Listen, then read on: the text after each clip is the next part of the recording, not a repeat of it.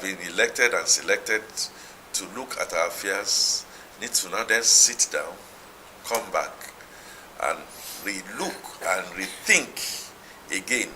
It may be beyond them classically, but if we are not seeing them showing the kind of example that we expect to see, we won't trust them, we won't want to follow them, and they will be on their own, unfortunately. God bless you. So oh my God! The state of the nation. Where do you think should there just be a state of emergency be declared? What do you think? Why did you take the words out of my mouth? Precisely, I just look when the OD put that on the screen, state of the nation. I just thought that somewhere in that we should find state of emergency, because we're actually in a state of emergency, really. What is going on in Nigeria? There are too many questions unanswered. At some point, some people are agitating, for a faster development.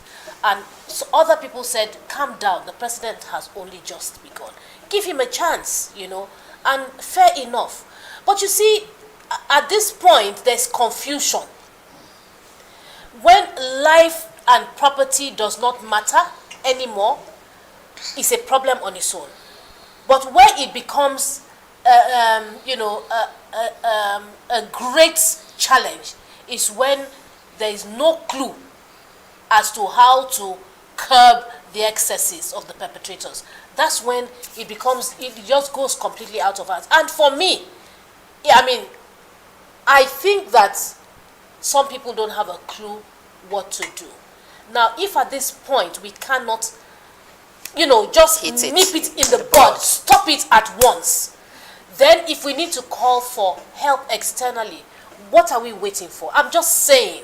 Now, this is me saying, because I don't see, they say there's usually light at the end of the tunnel. This tunnel is all dark for me as we speak. So if Tessie says, if she talks about the state of emergency, she's in order, if you ask me. I don't know what is happening. I don't know what's going on with the leadership. It's time to call on the president. People have, tried to say, okay, let's give it time. Time is always, what we should ask for.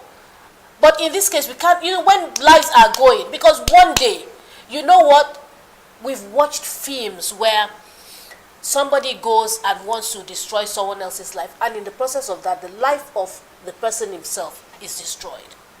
We don't want that kind of thing to happen, where we think it's happening to others, it's not happening to us, but yet it is so close to us. And that's how I feel right now. I remember when we came on set, when Mr. Fatuke started, he said, his heart is heavy. I think that's an understatement, because I don't even really find the right words to describe exactly how I feel concerning this. I feel that our leadership kind of seems to be clueless at this moment, and for us that is a no-no. It puts us in a situation of total disarray, because when they say when there's no shepherd, then what happens to the sheep? Yes. They disperse, they go in all sorts of directions. There's no leadership anymore, and that's the way I feel. I feel that we're so unprotected, and it is an issue. It's a great issue. So if somebody does not know what to do at this point, then that person needs to take the right action. Perhaps step down or something.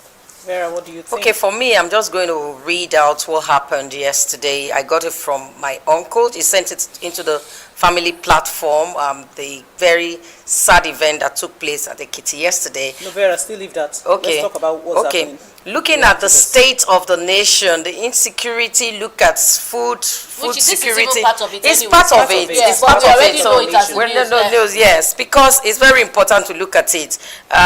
Coming from the kidnappers killed 2 Obas at Irele, Kitty Road.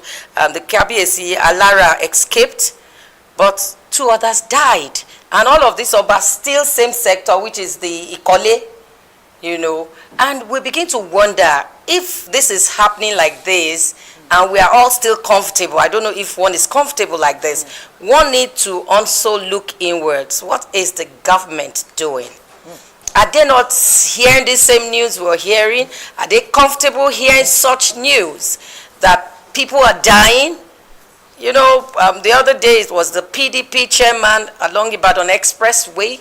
And this is very close. This is Lagos. We can say it's Lagos. I mean, one should be careful. We cannot just afford to keep quiet when things like this are happening.